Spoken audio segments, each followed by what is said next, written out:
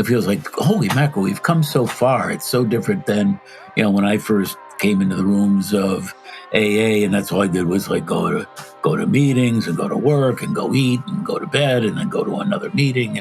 It's so different because now we have the ability to live a recovery lifestyle and to share this stuff and to be that much more powerful in a loving way, powerful in a positive way. And it comes from us all working together. Stories are powerful.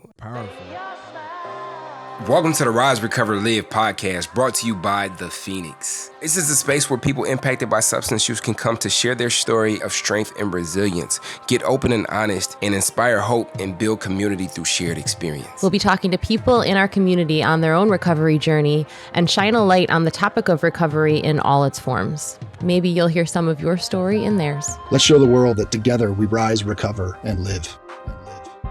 Welcome to another episode of the Rise, Recover, Live podcast. We are your hosts, Bryce III, he, him pronouns. And I'm Liz McKean with she, her pronouns. Welcome. I am glad to be here. How you feeling, Liz? How's your energy? Oh my gosh, my energy is great. I'm so excited. We had a week or so, maybe more than a week off of recording, and I missed you. I feel like it's been two or 3 months. Oh my gosh, a lifetime. So I'm excited to be back. How are you doing? How's your energy? I'm good. My energy is good. The weather here in Detroit is kind of beautiful. I'm glad to be here in this space with you.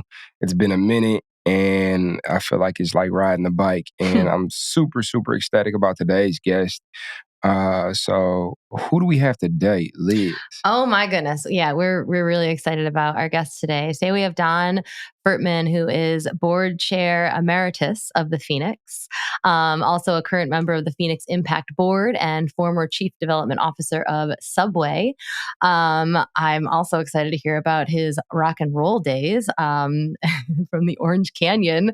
And yeah, just can't wait to talk to him and hear more about all these stories. Also, I pronounced that word, I think, right. And so that's a good start. How are you doing today, Don? Thanks for being here. Don, what's up? Yeah, I am doing great today. My energy's doing good. And, it's just wonderful to be here. I when I met the two of you at Rise, that was really great, the Rise event that the Phoenix held last year. And the energy that you exuded was tremendous, and you really kept those things going. And I know you bring it forward in the podcast, and I'm just pleased to be a little tiny part of that. It's really, really, really cool. It's such an honor to have you, and yet talking about that same conference that we met at. Don and I, we did an exercise, and that's really like, I think we maybe have crossed paths before that exercise, but we did that exercise, and it was a storytelling exercise where, in true recovering person fashion, like I saw a storytelling and I'm like, I don't need this. Like I'm the expert storyteller. This is what I do professionally. I'm good here.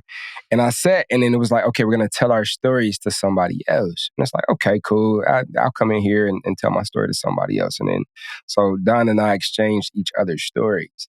And then the prompt flipped up, because then it was like, okay, now you'll share your story in the group, but you will share the story that was shared with you to the group as if it was yours. And it was an exercise in compassion, understanding, empathy, and the way that Don shared my story and the way that I got a peek into his experience by sharing his story was an exercise unlike anything I'd ever experienced. And I really felt like that's when we became brothers, Don.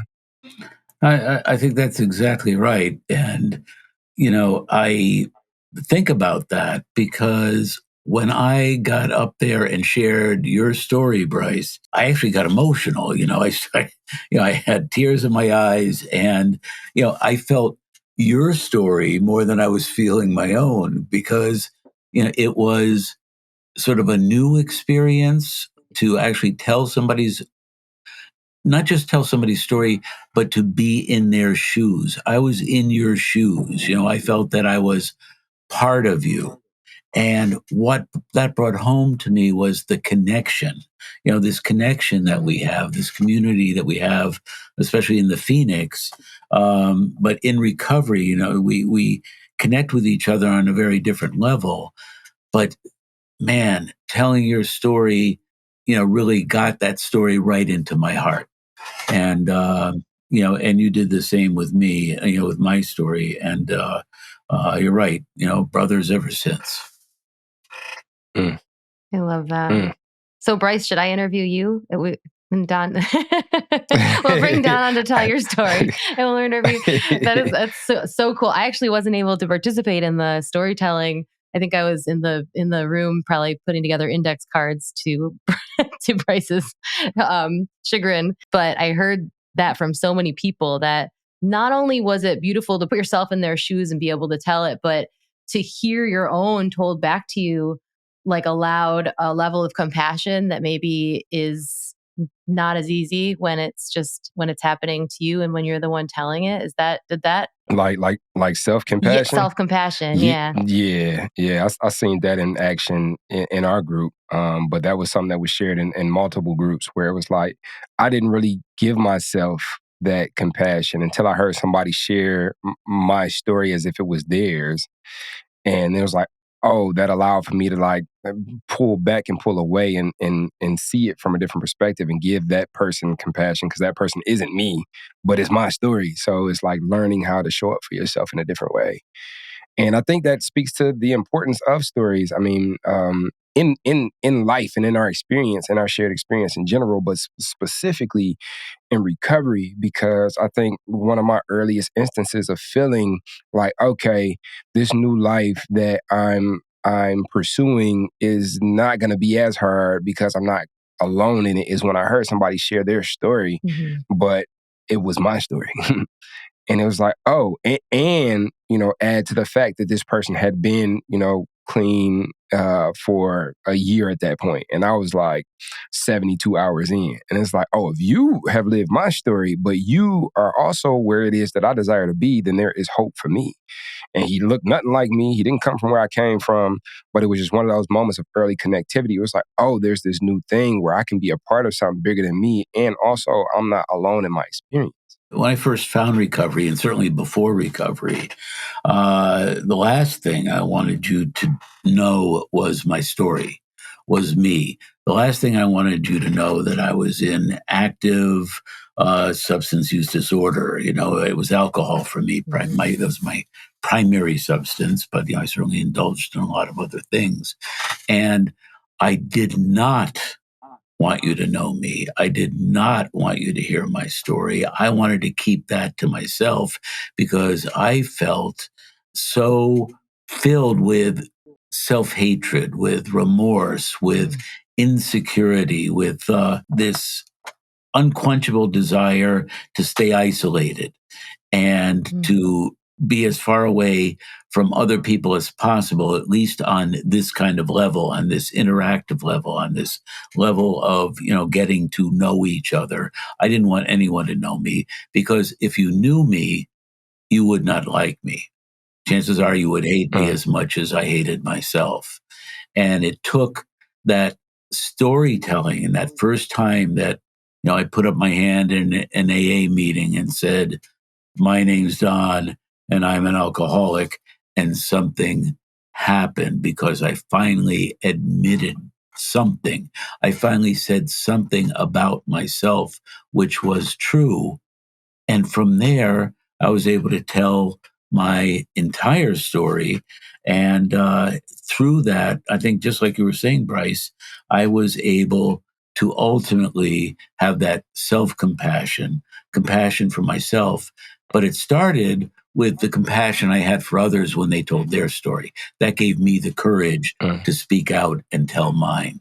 The first time I heard somebody else identify themselves as someone with substance abuse disorder or alcoholism or whatever the appropriate term is for anybody in any situation, the more I was able to identify myself and feel part of instead of apart from, which I was really most of my life. Yeah. Mm. Yeah. And we know, well, I've come to know that your story is pretty spectacular. Give more context. After Don and I met, we kicked it. I had his card, and I was, just went on about the rest of the experience. And so we ended up going on this bike ride on the last day of Rise. And a couple of people were like mentioning Don. And I'm like, who is Don, man? Like, who is this guy, right? And so I Googled, and back in the day when I used to watch TV, one of my shows that I used to like really enjoy was Undercover Boss. And so I Googled and I seen that Don was on the Undercover Boss episode with the subway. And I'm like, I've seen this episode. Like, this is wild. Like, so your journey has led you in a lot of different directions, contributing to a lot of different organizations. And here's a container for you to share your story with us, however you see fit in this moment. So, space is yours. What is your story, Don? Oh, it's interesting that you bring up the undercover boss because that's the reason I'm sitting here. I would not be here talking to you today if it was not for that undercover boss episode. Because on that show, they want to know about your background and that kind of thing. So I was sharing my background, and at some point, it just came out, that in my discussion that, oh yeah, and by the way, about 2 years into this job of Subway, because at the time I was the Subway chief development officer, 2 years into that, I had a complete meltdown at the Subway office. I stood up and there was a jelly donut sitting on my desk. It was a Monday morning. Somebody left this jelly donut there, and I threw the jelly donut against the wall. And I can still remember it to this day, like, just sliding down the wall. And that summarized my whole life at that point, was that the descending jelly donut, that this is it. It's all over. I'm just heading right down the tubes. And it's because I was living in so much fear. I had this constant sense of impending doom because every day, morning, noon, and night, I required alcohol in order to get through a day and in order to get through my job. And I was so scared of anyone finding out. And holy mackerel, I felt like I was being called out. Even though somebody had only asked me a question, I heard it as somebody was yelling at me. And I threw that jelly donut and I stood up and I said at the top of my lungs in the office, in front of everybody, "You're right, I'm an F up." And I used the F word, and I stormed out. And I felt like I was going crazy. I felt like I was at the end of my rope. I felt I had nowhere to go, no one to turn to. I was entirely alone, and I was an alcoholic. And now everybody knows that I'm a royal screw up, and that's the end. And through a series of phone calls, thinking I was going out of my mind, thinking I was going insane, I ended up in rehab. And that was the date of my last drink. And that was June 6th, 1983. So my anniversary is coming up. Everything that led up to that moment, being in the band, I was in a rock and roll band for a period of time. And I was, going to be a rock star. And I helped build a radio station. I was going to be a radio star. And I was going to be all those things. And at that moment, I realized that everything that I was hiding was the fact that I was a failure. I had not achieved any of the things that I thought that I was going to achieve. And all I had achieved was becoming an active alcoholic and living with alcohol in my system day after day after day in order to exist. And it was the loneliest, most miserable existence that you could think of. And I know you can imagine that because you've been there. The thing is that fast forward now some years, And now I've been in recovery for a period of time.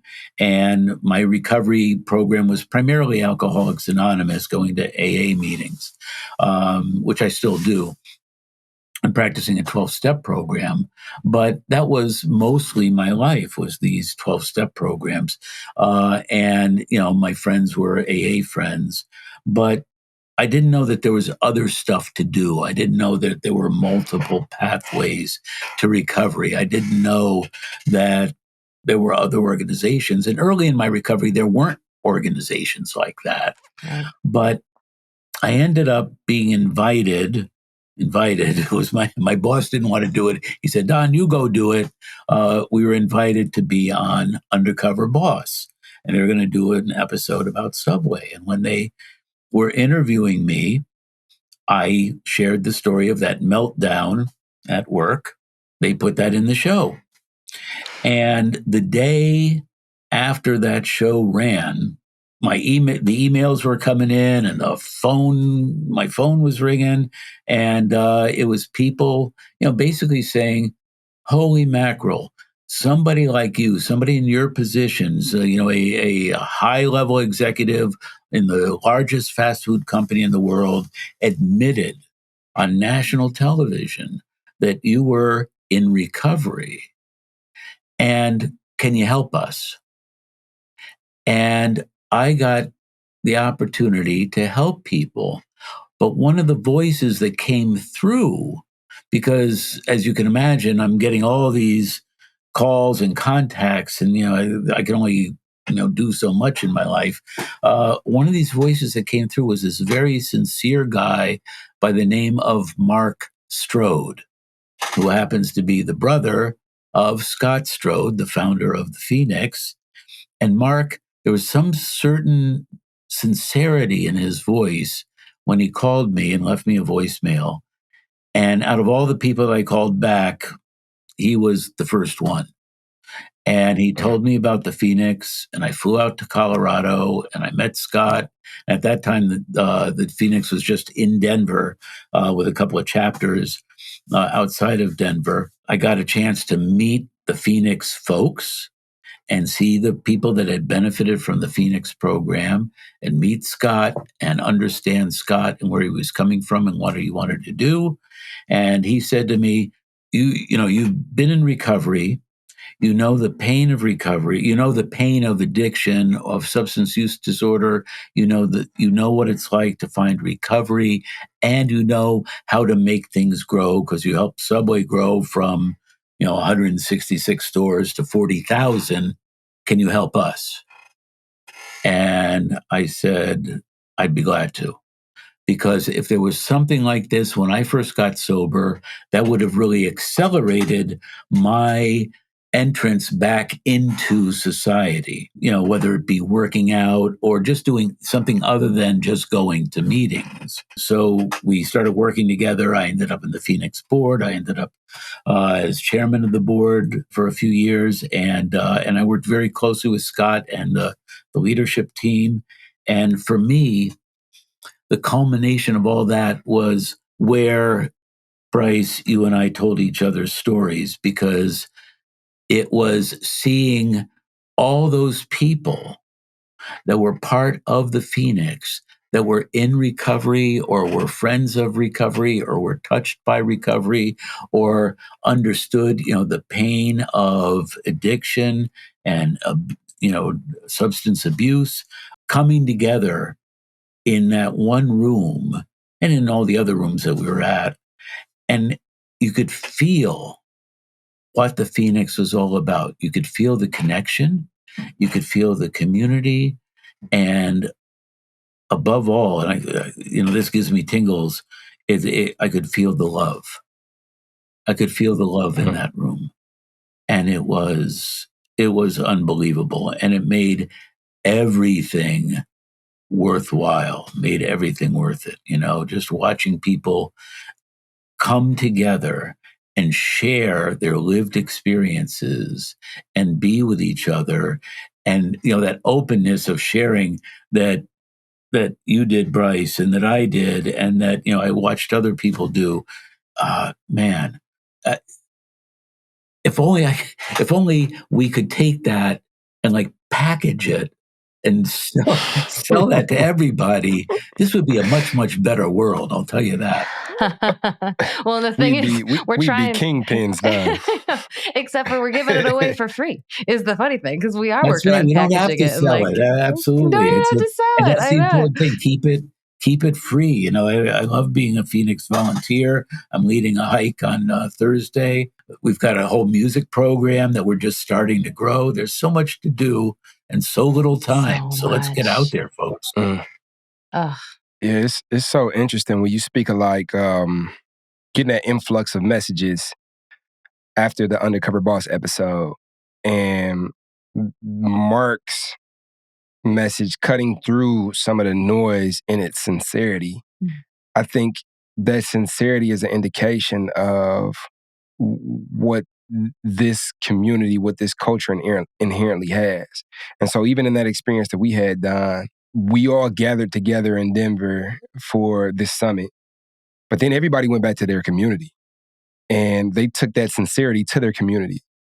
And with that, they continued to create events. They went back with a renewed vigor and continued to be those touch points in their community of that sincerity. And when you come across that sincerity, it rubs off on you. And then you begin to be in alignment with that sincerity as well, because it's like now you have a reference point for what it is to be sincere, open, honest, transparent. And then it has that ripple effect. And I think this is really like how we change the world. And the fact that you were getting these emails after the Undercover Boss episode, and the fact that you were so willing to be open and honest on this, national appearance on a TV show, and you probably didn't even think nothing of it. I mean, you correct me if I'm wrong, but this is just par for the course. This is how I've lived in my recovery thus far. Like, this is how open I am, because I know my share can affect somebody else. But you didn't understand. You might have not understood how powerful that would be and how far that would be pushed. But it's like, that is the nature of this lifestyle. We show up, and in our transparency and our openness and our honesty, we become that beacon of light for somebody else. And I just got to commend you for that. That's pretty dope. Yeah. That's correct. It's weird. It never dawned on me not to talk about it. You know, we talk about stigma, right? It's been weird for me, for some reason. After I came out, maybe part of it was the fact that I had stood up in the office and I announced to everybody that I was a screw up, right? And so, okay, well, the word's out that Don's done. And I've got to give credit, I still have to give credit to this day, to Fred DeLuca, the founder of Subway, the guy who started Subway. He passed away a few years ago, but he gave me my initial chance because he took a former rock star, a former rock musician, a guy with orange hair and a lot more of it, and gave me the opportunity to become to join this corporation. But then 2 years later, after my meltdown, he gave me a second chance, and after 30 days in rehab, he took me back. And he gave me that opportunity to grow and to grow and to grow. And, just giving somebody a chance, I think that's a big part of what we do at the Phoenix. Somebody shows up with 48 hours of sobriety under their belt. That's all they need. And they come into an event and they connect with somebody and they get a chance. And they can grow and grow and grow. And we see that happen so many times. That wasn't necessarily my original point when I just started this long sentence, but it's getting past that stigma and just realizing that's what it was. That after I came out of rehab, the first thing I did was I went to our HR department and I said, listen, if there's anybody else in this company that's struggling, you can tell them that I've been there. You can tell them, hey, Don Fertman, he's willing to talk to you. For me, anonymity was not a thing. It was not in my vocabulary because I was comfortable sharing my recovery. The thing I wasn't comfortable sharing was when I was in active addiction, when I was in active substance use disorder. But my recovery, I was perfectly willing and open to share that. So when it came time to do that, in front of millions of people on national television, I was absolutely willing to do that.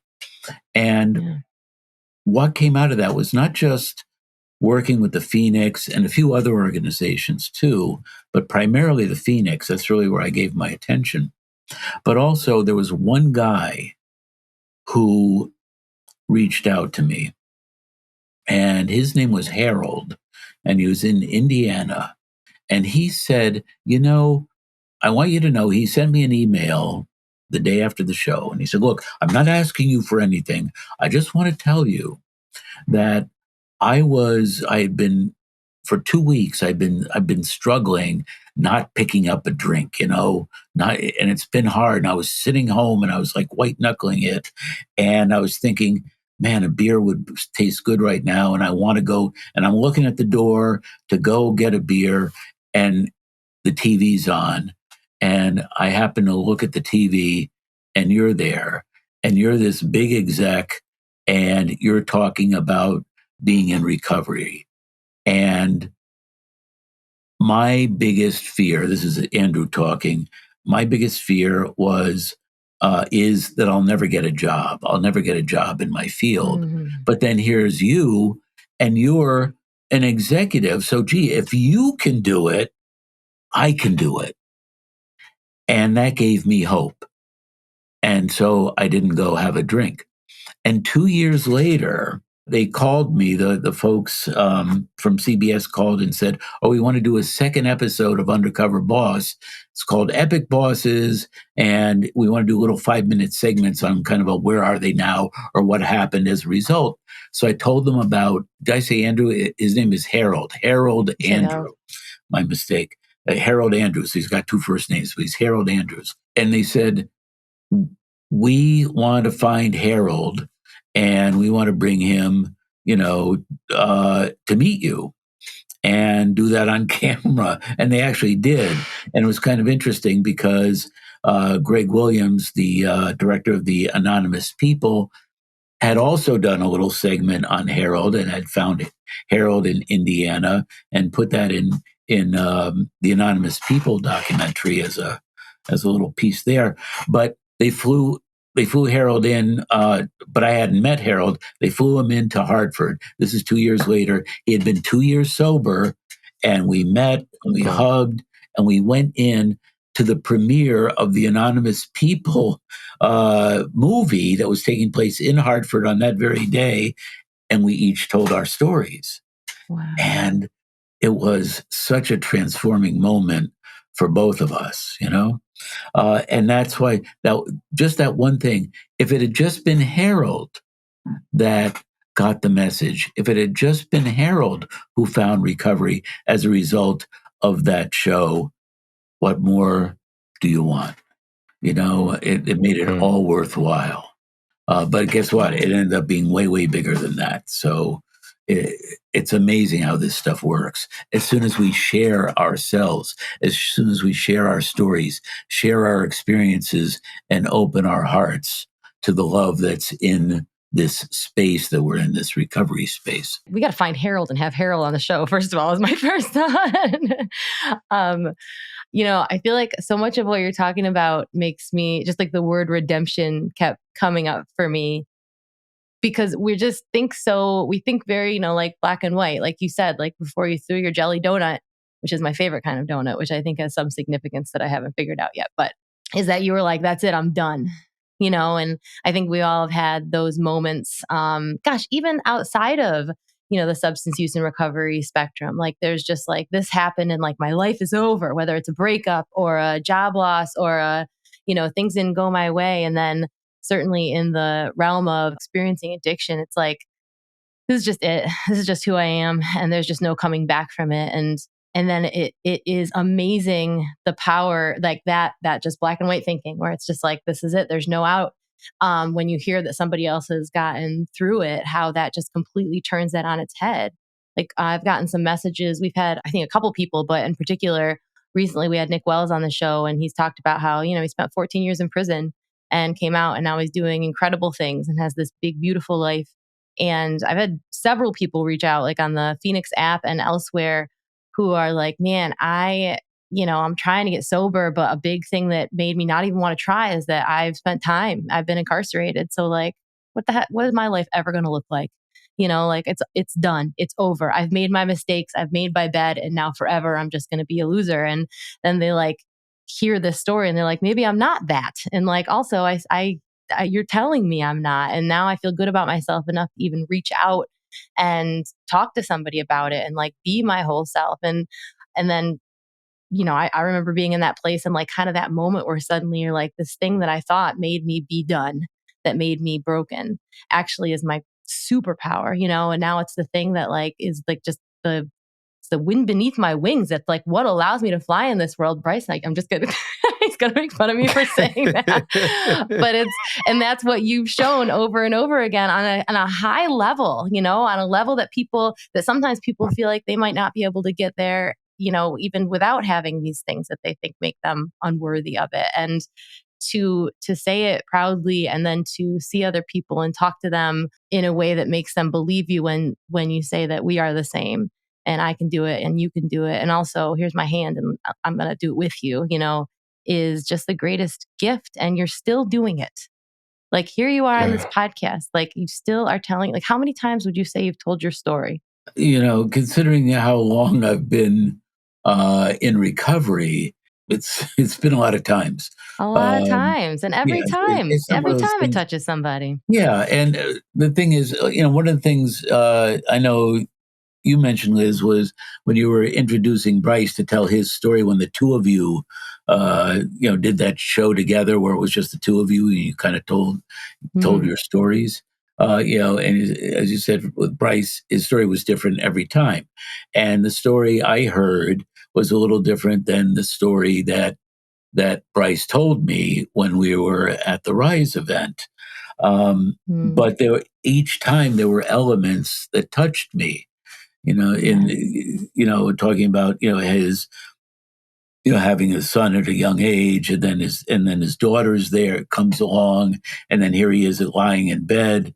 I can relate to just lying in bed and just not being able and capable of functioning, in terms of doing anything, but to have, two kids there, wanting your attention or needing your attention and not being available to them, that can choke me up too. And that's similar to the story that you told me in Denver. But the thing is, we have shared experience in our pain. We have shared experience in where we came from. And then we have this incredible shared experience in our recovery, which shows that literally anything is possible. Once we put down the substance of choice and pick up the substantive aspect of recovery. Wow, it's so powerful, and I'm very grateful that you bring this forward on a weekly basis. And there needs to be more of that. Sometimes it feels like, holy mackerel, we've come so far. It's so different than when I first came into the rooms of AA, and that's all I did was like go to meetings and go to work and go eat and go to bed and then go to another meeting.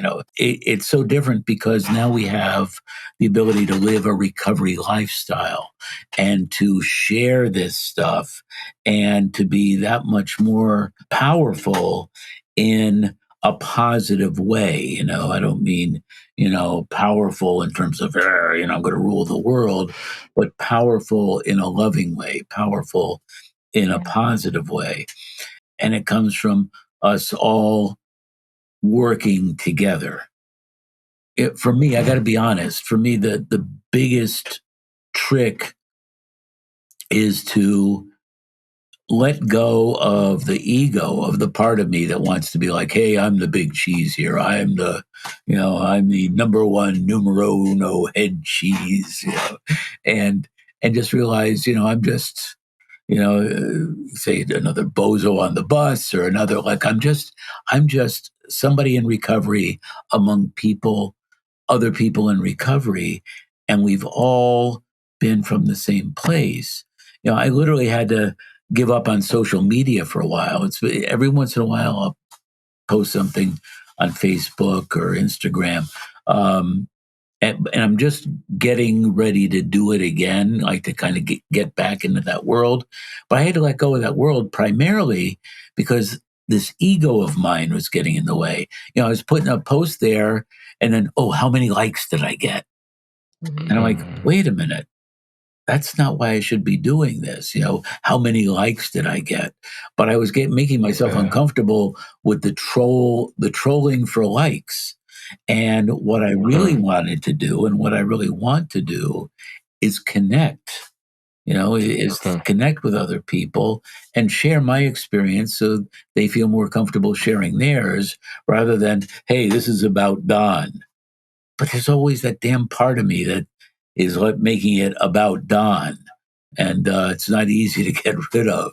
It's important. I think we all come across this experience of that thing that kicks in. It's like, okay, now that I've become a contribution, I am the man. Look at my competency. Look at how many people that I've worked with that are doing better. Look at how strong and powerful and loud my voice is. But recovery and action will continue to show up and allow for humility and allow for those moments of sinking into humility. And it's like no, as a matter of fact, the people that I help, if they are not to succeed, like that's not on me. But if they are to succeed, that's not on me because I'm just the vessel of which this energy is allowed to come through now. And that continuing to touch base with like that level of humility, I really think is recovery in action, because continuously we're granted promises. We're granted the ability to be there for our kids, the ability to be there for family, the ability to be there for people with 2 first names that see a TV show of ours.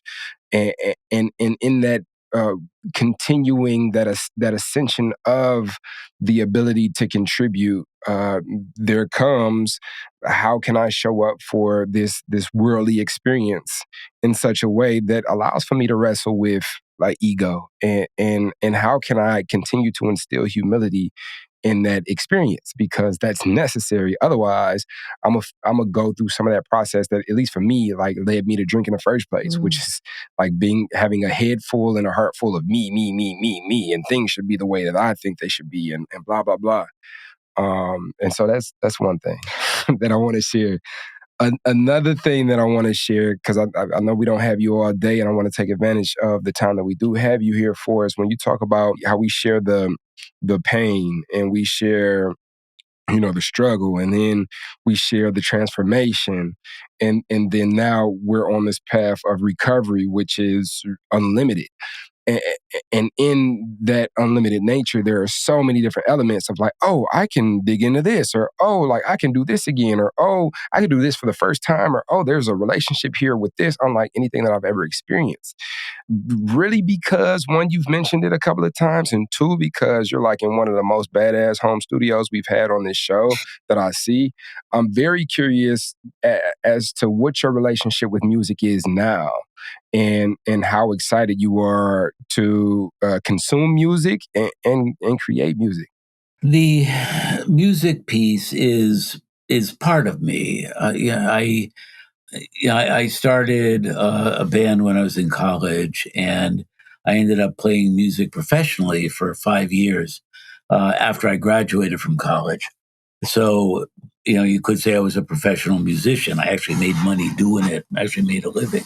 But my addiction was such that I actually ended up getting booted out of the band because even though I thought, hey, they're all doing the same thing, I happened to be doing it a lot more. Of course, I had to take it all to the extreme, right? And so I got kicked out of the band. And by the time I went to go to work at Subway, the reason I ended up at Subway is because the band used to do Subway jingles. We were, we were very associated with Subway, so that whenever we played somewhere, we were on the radio for Subway. Here are the crayons, and we'd play. We'd play our Subway jingles, and it was like our biggest hit. Like wherever we went, they'd say, "Play the Subway song," and and so that's what we did. And I was the orange crayon. I had orange hair. I wore orange clothes. I drove an orange Volkswagen Rabbit, and I lived in Orange, Connecticut. I kid you not. But when I ended up out of the band, I still was, had an interest in music. And it's interesting that you asked me that question, because one of the stories I like to tell that's related to Phoenix music is this. When I got out of rehab, I came home and there was my guitar, one of these guitars back here. It was sitting there. And I looked at that guitar and I picked it up and I put it in the closet. And I closed the door because it was sex and drugs and rock and roll, right? Those all fit together. And I couldn't see myself playing music anymore. It was too associated with my substance abuse. So I actually bought myself a piano because I had never played piano drinking. So I figured, I'll try that sober. So I got to learn the piano a little bit. But my relationship with music, I felt, was warped by my substance use disorder. So many years later, I finally found the strength inside to pick up, with some sober friends, pick up my guitar and we played a little bit. But at some point, I was having a discussion with Scott, and there were other discussions going on about, gee, why don't we, we do a lot, we do CrossFit, and we do yoga, and we do meditation, like we're branching out from just CrossFit or just rock climbing or just hiking into other areas. Why don't we get more into music? And next thing you know, along comes Phoenix music. And I always think that when I came out of rehab, if I had been able to connect to something like the Phoenix, if I had been able to connect to Phoenix music, because if you had told me, hey, why don't you go do CrossFit? I wasn't interested in that. I was never an exercise guy. But hey, there's this thing called Phoenix Music, and they're doing music events, and you can get with other sober musicians or other sober people that are going to a concert or a festival or are writing music together. That would have accelerated my entrance back into society, because I would get connected with other folks who had like interests. And music is huge because music is a healing force. Music is something that truly does connect people, sharing a favorite song or just getting that feeling from a favorite piece of music, or having something resonate with me lyrically or musically. For me, that's a huge thing. And I know that's true for many, many other people. And so in starting Phoenix Music, we're just getting that underway. But I think that's a huge opportunity to bring so many more people into recovery, and people who are in recovery to expand their horizons through various aspects of Phoenix Music. One of the things I've been involved in is we do a songwriting workshop, right? This fellow Miles Thompson runs this songwriting workshop periodically. So it's a virtual program, so people can go online from all over the country or all over the world. And it's been so beautiful to be part of this music workshop, this songwriting workshop, because people are coming on that know nothing about songwriting. They know nothing about putting lyrics together or about making a chord or any of that stuff. But they start out very quiet and very tentative, and then they get an opportunity, and they get an opportunity to say something. They get an opportunity to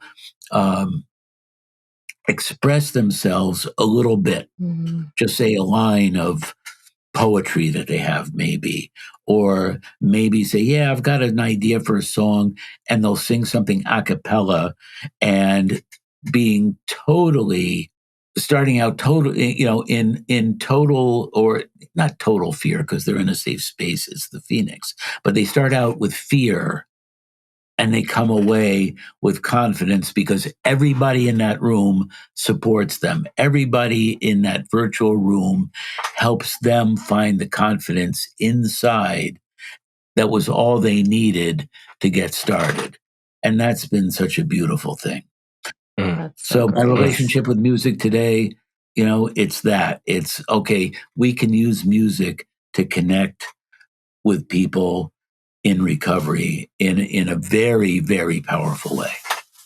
Yeah. When you talk about CrossFit and rock climbing and running, and like each one of those, I've seen firsthand from working closely with the Phoenix, unlike I ever had, because those weren't my personal interests, how much of a community, even outside of recovery, it is embedded in each one of those things, whether it be running, rock climbing, CrossFit. Like, those are communities amongst themselves with their own language, with their own, rules and rhetoric. And then you add the recovery element to it. And that just like makes it even deeper and even more niche. And it's just been a beautiful thing to see the thing that I've always connected to, which is music, become something that is a big initiative of the Phoenix and the organization in a whole, because it's like, this is how I connect. Like, I don't talk sports. Like, I talk about, the artists that influence me. I talk about the different genres that I mix in my own productions. Like, I talk about, like, I live in music. Like, the day outside and the grass on the ground, like, are all translated to me in artistic expression, which stems from my relationship to music. And so, if I wasn't allowed to have a relationship with that craft in my recovery, I don't necessarily know if I would have seen recovery as something that was worth it. But not only have I been able to develop a relationship with that craft in my personal recovery, but I have a relationship with music unlike I ever had when I was in my active substance use. It's deeper, it's more connected, and like you said, like, I am the music. Like, the music is me. And to be able to share my music, which I see as being me, with you, Don, and you see your music as being you, we share each other with each other. And it's like a level of connectivity that damn near like brings a tear to my eye, because it's just like, who, like, this experience in all of the grandiose language in the world right now, because we turn it up, right? This experience, being able to dig deep, being able to have this experience fully, being able not only to remember but to experience, and to be able to experience with each other and create memories and be present in the midst of it, and do it in such a way that speaks to our spirits and how it is that we express. Like, who could ask for anything more? That's absolutely beautiful what you just said. You articulated that so well, and that should be recorded. Oh, but it is. That's If only that's we great. had a podcast. But just if I just tell one quick story, because I'm sure we're running out of time at some point. But when I was 6 months sober, I had an opportunity to go visit a friend of mine, a college friend in California. He was getting married. And so I got on the airplane. I remember, I'm 6 months sober. I'm still figuring this whole thing out. I'm shaky and whatever. I was pretty confident that I wasn't going to drink, but it was still, this is a new adventure now. I'm getting on an airplane and I'm flying from the East Coast to the West Coast. And it was like a big, big deal. And I get on the plane and I've got my little Walkman. This is how long ago that was. It was a thing called the Walkman with a thing called a I cassette. remember. And so I had my headphones on, and I've got my Walkman, and I'm listening to music, and this lyric came on. It's by the Beach Boys, which are a favorite band of mine. But in their later period, they became very spiritual, right? They got into transcendental meditation and things like that. And I'm listening to this song, and this lyric comes on, and it said, "So real the pain of growing in soul, of climbing up to reality's goal." And I started crying. And I'm sitting there and I'm trying to like look out the window so the guy next to me doesn't think I'm nuts. But I'm there and I just started sobbing, like the tears are coming because I could feel those words, the pain of growing in soul, the beauty of growing in soul too, because it was surrounded by beautiful music. This is a beautiful song. It's called Long Promised Road. It's from the Surf's Up album. Those lyrics just touched me so deeply, and the beauty and the pain were all tied together in that moment where I just realized this is real. Climbing up to reality's goal. This recovery thing is real. And music for me translates that experience into reality, because it is in here and in here, and it brings it all together. And I think the Phoenix music has so much potential to do that. And Bryce, you just described it so well, just how it impacts you, and it impacts me exactly the same way. We're right on the same page with that. It's so beautiful, and I don't know where I'd be without music. So I just want to put in that plug, I guess. Yeah, I'm excited to see where we go from here. I'm excited to witness and experience the level of connectivity that has yet to be tapped into, and just a lot of potential ahead. And thank you for sharing that experience with us. I think there's been plenty of times where I've heard a lyric, even like, we got to stop because we go hit time, and then this is going to be a 2-hour podcast. But like, even with music, like there's music that like I came up in a household with, and I just heard it. Like, there's Earth, Wind, and Fire is a good group where it was like I heard it and it was like it was the sound of home, but like I didn't really get into what they were talking about until like I became like I'm in recovery now, and I'm like creating an intentional relationship with music, and these songs that were like my mom's songs that she was playing in the house, like, and I was listening to them and they felt like home, became my songs, and I'm listening to them and I'm like, oh. Or like Frankie Beverly and May is like, Joy and Pain is like Sunshine and Rain. And I'm like, whoa, like this is some deep stuff. And I can relate like to my spirit. And then you go to a live concert and everybody is singing Joy and Pain or like is like Sunshine and Rain. Like this could be a 4-hour conversation about music alone. But thanks for sharing your experience, and thanks for continuing to show up for the Phoenix and helping the Phoenix kind of activate in that realm. Yeah. Thanks for everything you've done to just make this so. Like, there's so many of us that wouldn't be here if all that had happened, hadn't happened exactly as it did with the Boss show and with that conversation with Mark. And I thought you were going to quote my favorite Beach Boys song, and I'm just going to. Just God only knows what I'd be without you. Like, that's what I always think when I think of the Phoenix and this whole recovery community. Amen. Amen. For sake of time, we might have to, you never know, we might have to have you back, Don. But as we get to the end of this podcast episode, we do want to ask you a question. And that question would be, if you could go back in time and visit any iteration of Don previously, from a previous season of your life, what iteration of Don would that be? And what would you tell him? Well, having listened in on your podcasts, I knew this question was coming. But you cheated. I still have, we should have gave you a different question. I still have 20 different answers I'd like to give because I could tell that kid a lot. For me, and especially because I've got a 24-year-old son, And he reminds me a little too much of me when I was that age, and I was fortunate enough to get sober in my 20s, but man, I look at him and I want, I want to tell him what I would want to tell myself.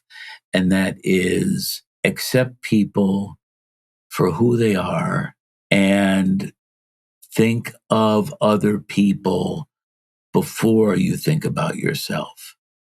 Let go of the selfishness, the self-centeredness, because, that self-centeredness still today haunts me.